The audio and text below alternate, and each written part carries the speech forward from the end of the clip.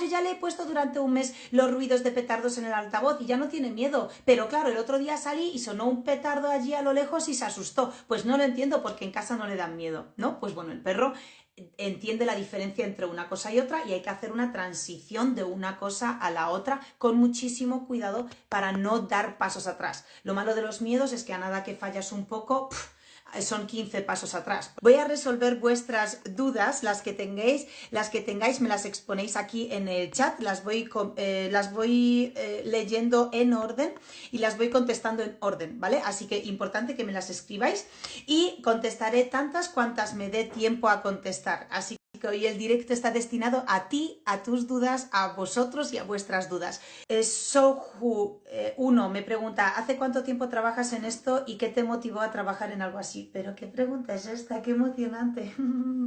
Oye, me gusta mucho que me preguntéis esto. Yo llevo trabajando como profesional legalmente, porque como bien sabéis, hace 15 años pues yo no empecé a trabajar como educadora canina de la noche a la mañana, pues estuve trabajando, practicando, etcétera, pero me di de alta como autónoma, digamos, y como educadora canina profesional para trabajar viviendo simplemente de ayudar a perros y personas en el 2010. Y de esto hace ya casi 15 años, sí. Y antes no era todo tan fácil, entre comillas, como ahora. ¿Y me motivó a trabajar con esto? Pues en realidad siempre es una discusión en mí porque no había nada que me motivó a trabajar en esto. Yo llevo queriendo ser educadora canina desde que he nacido y esto es una herencia, en mi caso, familiar. O sea, mi bisabuela fue criadora de perros y educadora de perros, que en esa época no se denominaba así. Ella trabajaba con perros en la Segunda Guerra Mundial en exhibiciones con pequineses y pastores alemanes y tuvo una historia muy dura en la Segunda Guerra Mundial con los nazis cuando invadieron Alemania. Yo soy polaca, para los que nos seguís desde hace poco, y mi historial es pues familia polaca que vivió la Segunda Guerra Mundial y además la vivió muy a saco, ¿no? Entonces mi bisabuela pues tuvo muchas movidas con los nazis, con los pastores alemanes. No sé si sabéis que en aquella época los nazis robaban directamente a todos los pastores alemanes que veían para fines militares.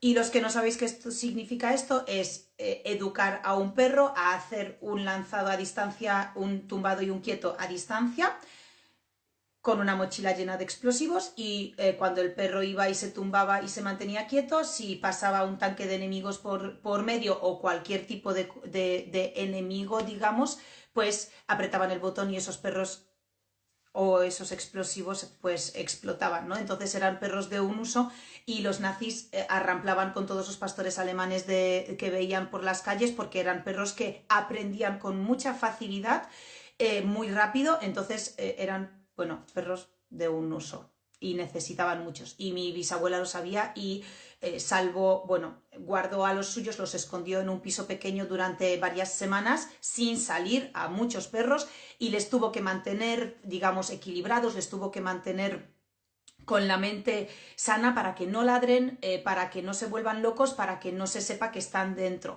A las pocas semanas pudo huir y dejar a todos los perros en casa de unos familiares en el campo. Y ahí les dejó. Tuvo problemas con uno porque se desplazó muchos kilómetros de vuelta hacia ella, tuvo que volver a devolverle, o sea, fue como tal. Pero mi bisabuela era claramente educadora canina de genética, ¿no? Y yo heredé eso de ella. Así que pues años más tarde decidí estudiarlo por fin. Pero no me llegó la iluminación, sino que yo como que de forma subyacente lo tenía siempre en la mente. Siempre me quería dedicar a esto hasta que pude hacerlo. Gracias por la pregunta y perdón por la respuesta tan larga, pero hay muchas cosas que contar, claro que sí. Bien, pues vamos a pasar con algunas preguntas vuestras. Gema dice, ¿nos podrías explicar la diferencia entre educadores y adiestradores de perros? Pues Gema, me encanta esta pregunta también porque la diferencia es muy sencilla. Muchas personas piensan que el adiestrador es el malo, el que aplica metodologías por presión o a hostias. Esto es otro tema, es decir, el hecho de que algunos profesionales lo hagan existe, pero no es la definición de un adiestrador. ¿Cuál es la diferencia? Un educador se encarga más bien de enseñarle al perro a convivir y adaptarse a la zona, a la situación y a las rutinas que va a vivir a lo largo de su vida. Es decir, si un perro va a convivir, por ejemplo, en un núcleo urbano, en una casa familiar, en una casa con o sin jardín, con o sin niños, en una zona más o menos ruidosa o en una zona pues con más o menos movimiento, ¿no? Más o menos estimulante. Pues el educador se encarga de enseñarle al perro a gestionar las emociones, a gestionar las conductas y a, digamos, adaptar sus instintos naturales a esa convivencia de esas rutinas y ese entorno en el que va a vivir. Por lo contrario, un adiestrador se dedica a hacer diestro al perro en algo. El adiestramiento es una palabra que se aplica en perros de forma habitual, pero no viene de nuestro mundo, de nuestro sector canino. El adiestramiento viene desde hace miles de años de los humanos. Es decir, por ejemplo, en el ejército a las personas se les adiestra para ser soldados, se les adiestra para saltar de un paracaídas, se les adiestra para la lucha, es decir, básicamente es hacer a un humano diestro en una especialidad, pero igualmente puede pasar, por ejemplo, en hacer diestro a un individuo en una labor específica, en una tarea o en una especialidad. Bien, entonces, ¿de qué se encargan los adiestradores? Pues, por ejemplo, en enseñarle al perro una obediencia que puede ser por presión, que es lo que la gente enseguida asocia, pero puede ser que no. De hecho, ahora mismo en la actualidad, la mayoría de los adiestradores no trabajan por presión porque son metodologías bastante anticuadas y menos mal.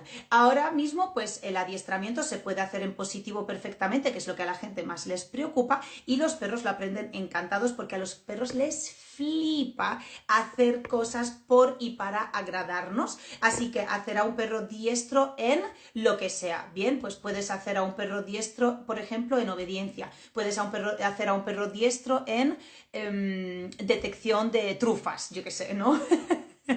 Entonces, eso es, diríamos, adiestrar a un perro. Básicamente es hacer a un perro diestro en algo, o sea, que lo sepa hacer muy bien a la perfección.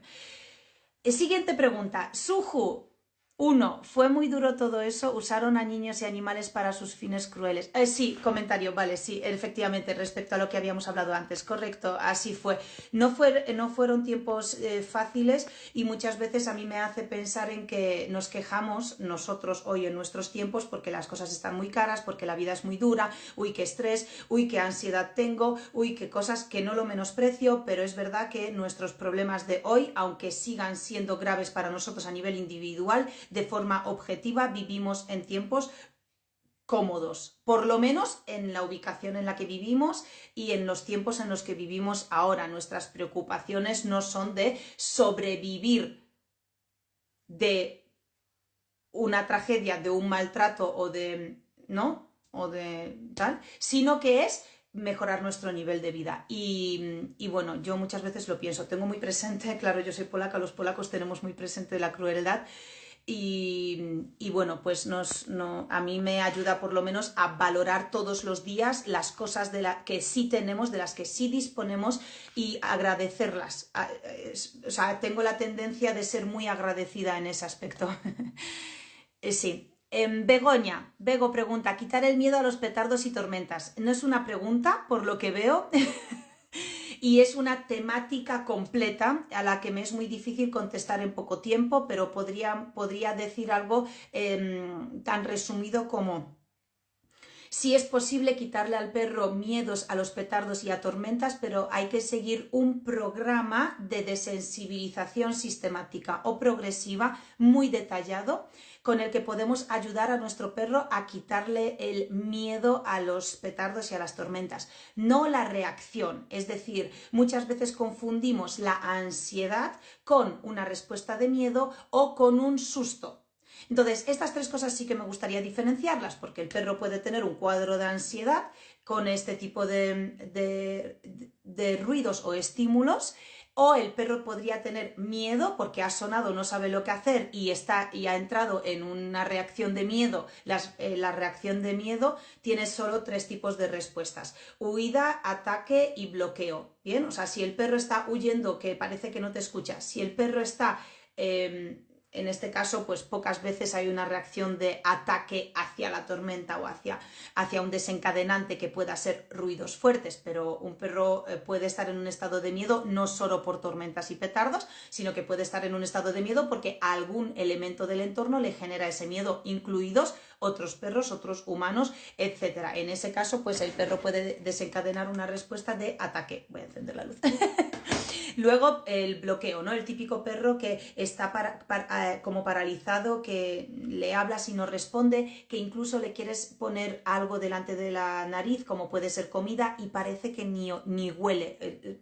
Quita la cabeza, es como le pones un trozo de bacon delante y gira la cabeza y está evitando esto. Pues ese tipo de reacción, cuando el perro está inseguro con miedo, es precisamente miedo, ¿bien? Entonces esto se tiene que trabajar de forma súper progresiva, pero muy progresiva, y hay un punto en ese trabajo que deberíamos tener en cuenta, que muchas veces simplemente la gente piensa que el trabajo es ponerle pistas de audio en los altavoces de tormentas, petardos, etcétera, hasta que se acostumbre. Pero realmente el perro aprende cuáles son esos sonidos y los identifica como esto en esta situación. Una vez que el perro en casa con las pistas de audios aprende a no reaccionar a ese tipo de estímulos sonoros, tenemos que seguir generalizando esos ruidos para que el perro generalice esa reacción de paz y tranquilidad que ya le generan esos ruidos en casa a otros entornos y a ruidos similares. ¿Bien? Entonces hay que seguir un paso, o sea, la gente normalmente se queda parada allí,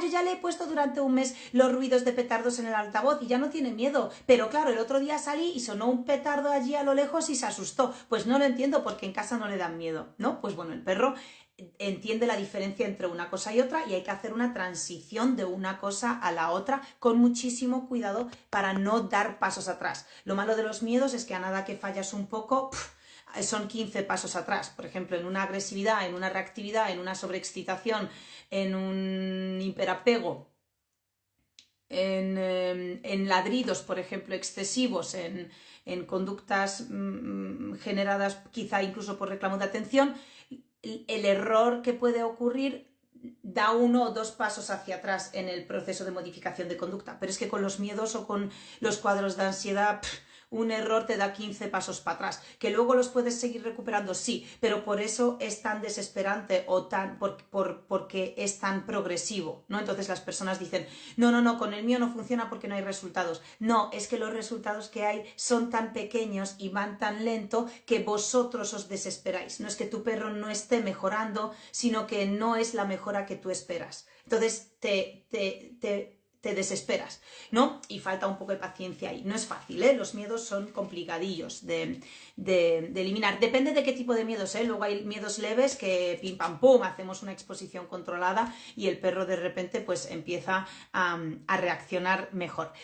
Siguiente pregunta, ¿qué opinas del uso del collar de adiestramiento, pitido, vibración para perros escapistas? Bueno, esto para empezar, el pitido y la vibración, lo que opino es que pitido, vibración / descargas. Las descargas son ilegales ahora mismo, de hecho, si no es en toda España, creo que en la gran mayoría de las regiones, comunidades de España es ilegal, por lo tanto descartamos este tema. Pitido y vibración, importantísimo que tengáis en cuenta que el pitido y la vibración son dos estímulos neutros, son estímulos, uno es sonoro y otro es táctil, el pitido es sonoro, la vibración es táctil, son dos estímulos neutros. ¿Qué significa esto? Que cuando vibra el móvil, a ti te puede hacer resaltar y te puede generar como una sensación negativa o no, o te puede generar una sensación positiva. Yo qué sé, pensemos, vibra el móvil porque te escribe tu jefe, porque te toca ir rápido a trabajar en tu día libre y punto. Pues eso te genera sensación negativa si realmente tu curro no te estimula demasiado. Pero si la vibración del móvil siempre es para que alguien te escriba que, yo qué sé, que tiene una actividad que te propone, que te gusta, o es tu pareja que es para decirte algo muy agradable, pues esa vibración se asocia en tu mente automáticamente a algo positivo. En los perros es lo mismo.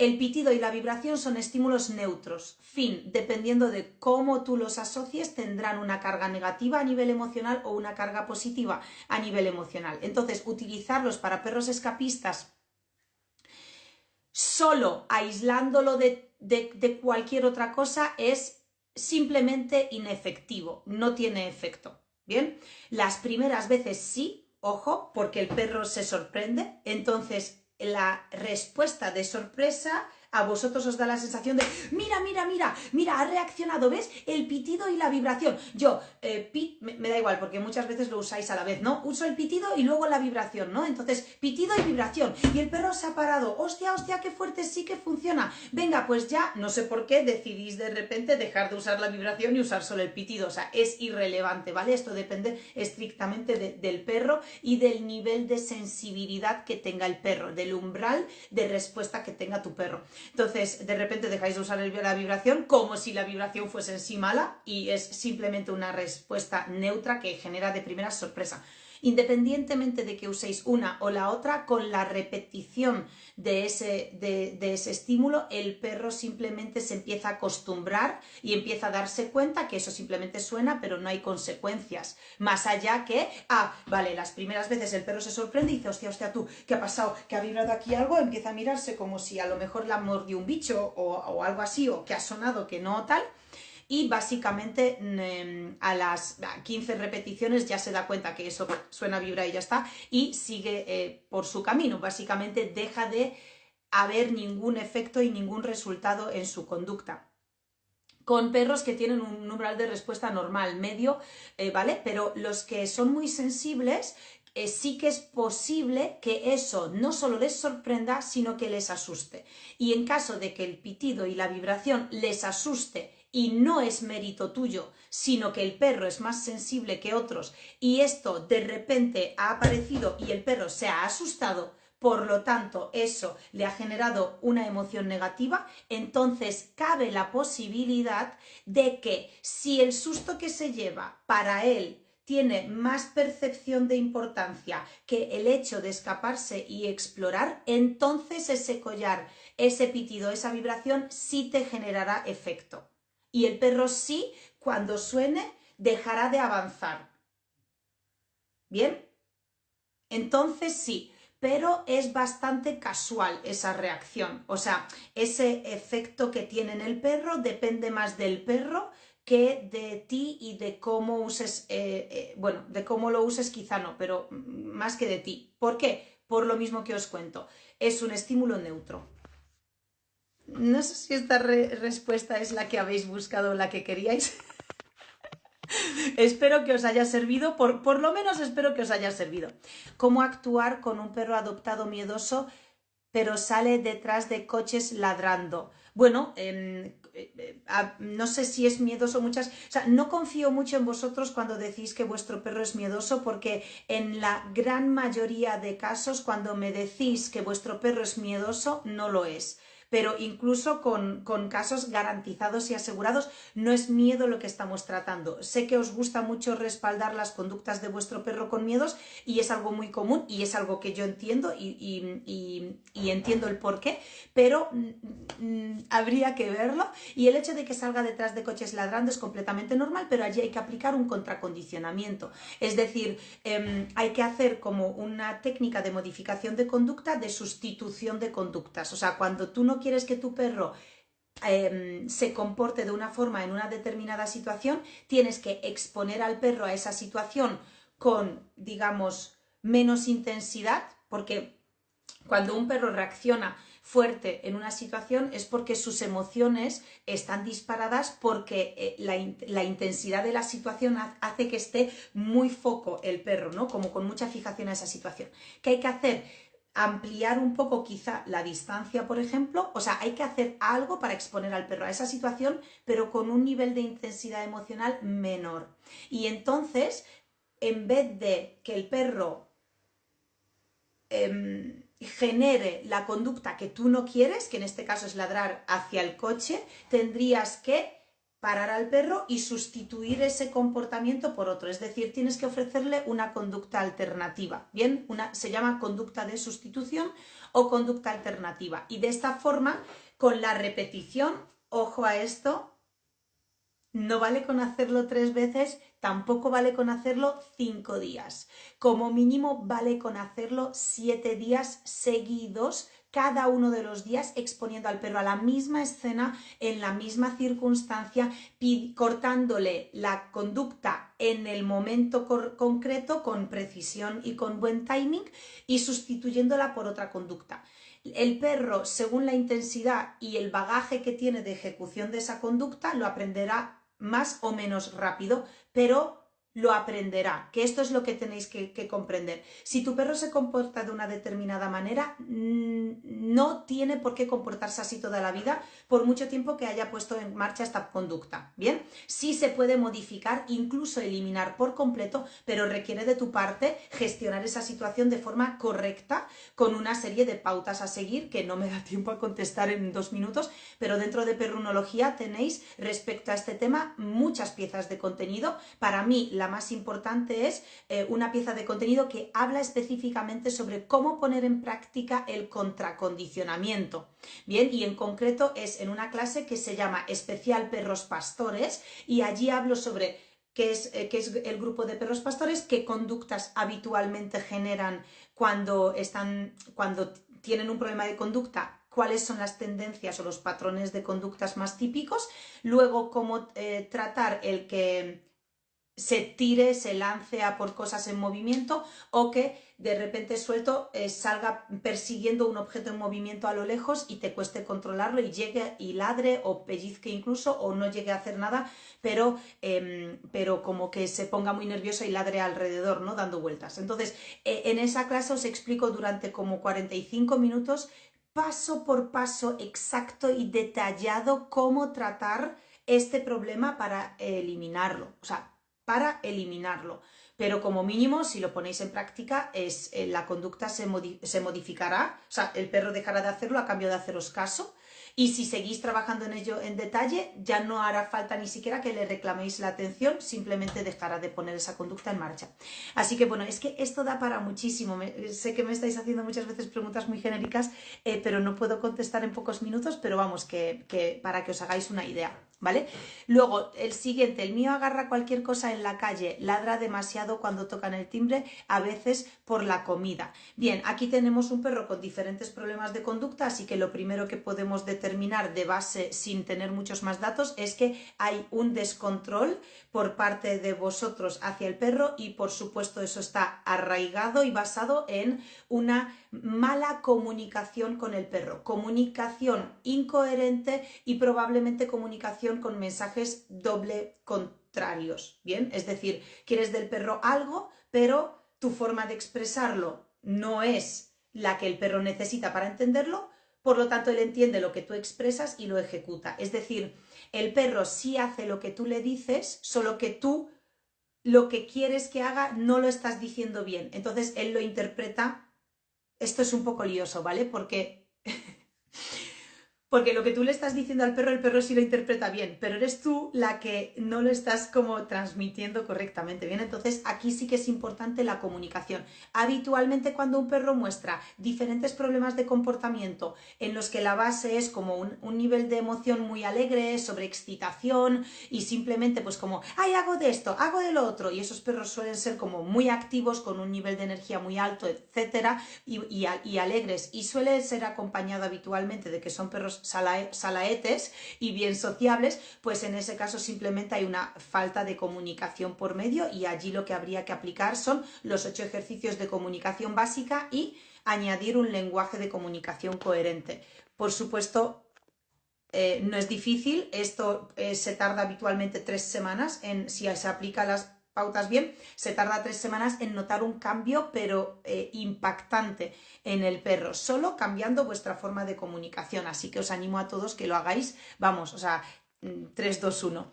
Y siguiente pregunta, si te das a entender Así te das a entender, no te preocupes, yo te entiendo al menos, ¿vale? Muchas gracias, porque justo cuando hablo del mensaje doble contrario, no soy capaz de encontrar una frase que lo explique de forma sencilla.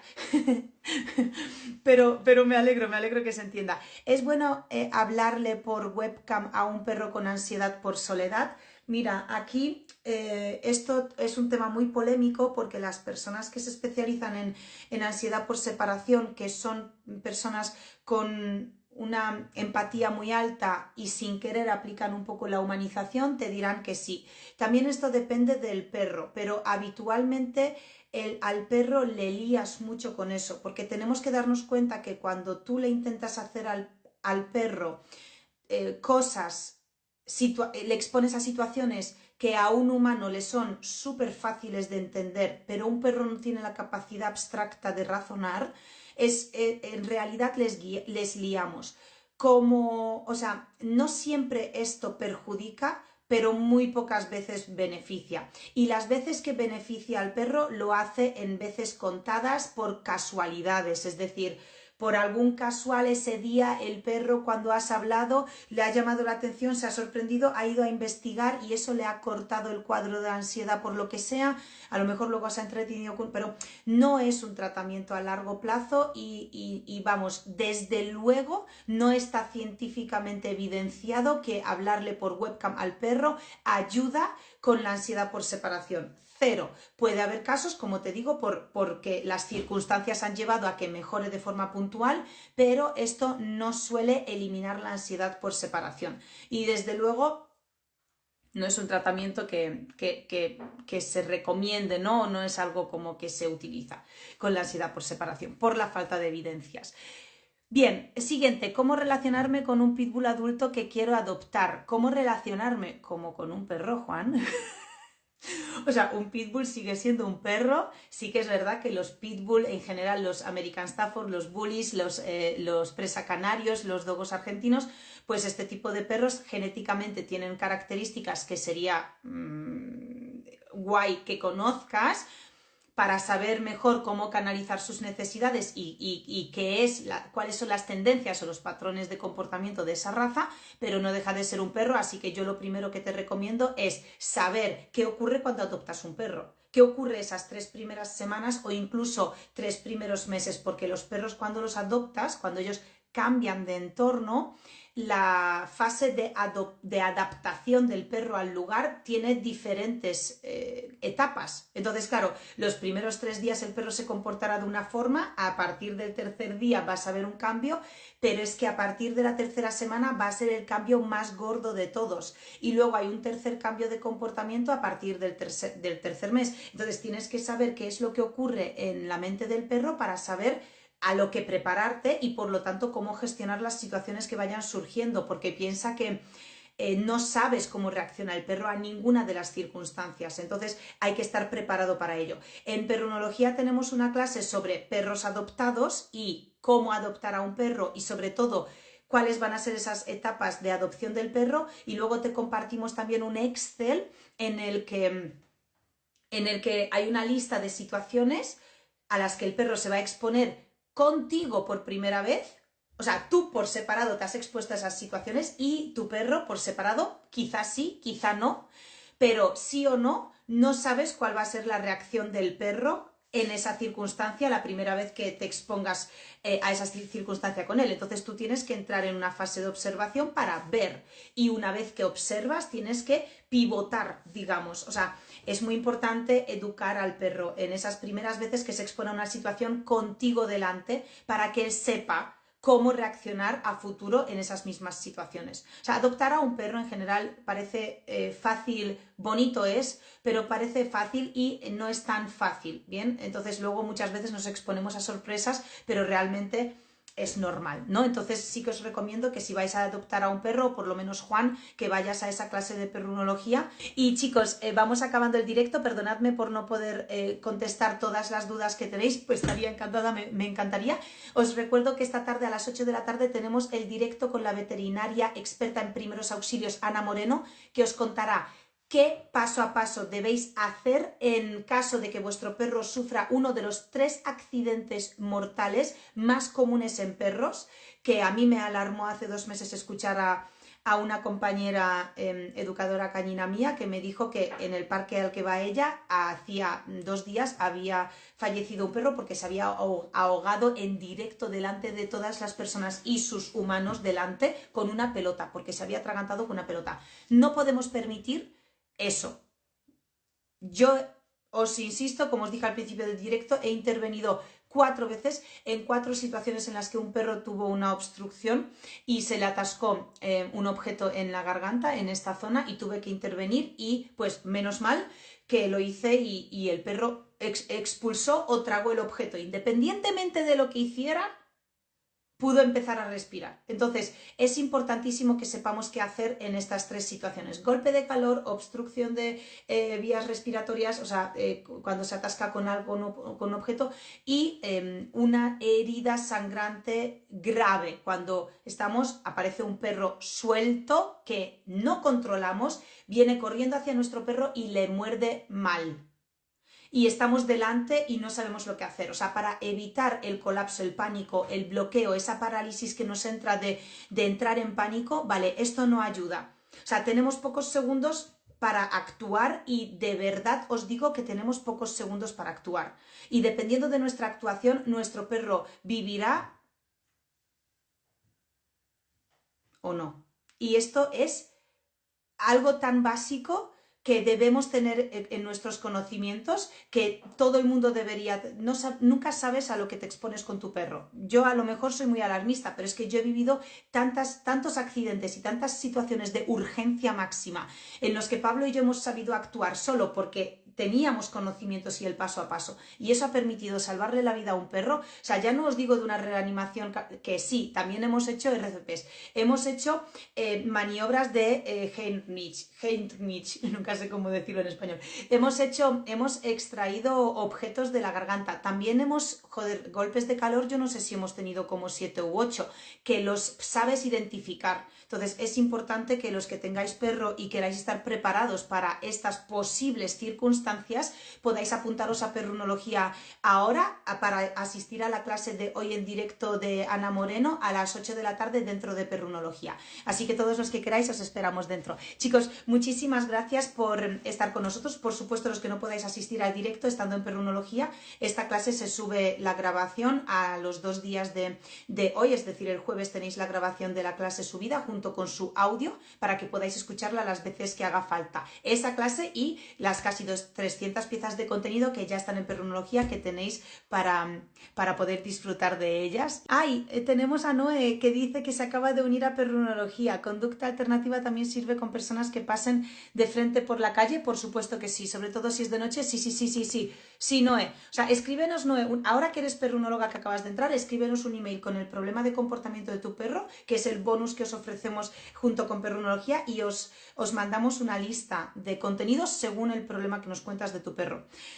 ¿Vale? Bien, chicos, pues y también se puede aplicar cuando ladra a otros perros. Efectivamente, sí. Contadnos el problema de comportamiento vuestro específico y os lo contestamos por email, ¿vale? Oye, somos 5 en este vídeo y los 5 estamos aquí para recomendarte el siguiente vídeo, que por cierto es súper molón, igual de molón que este que has visto o más, así que pínchalo para verlo.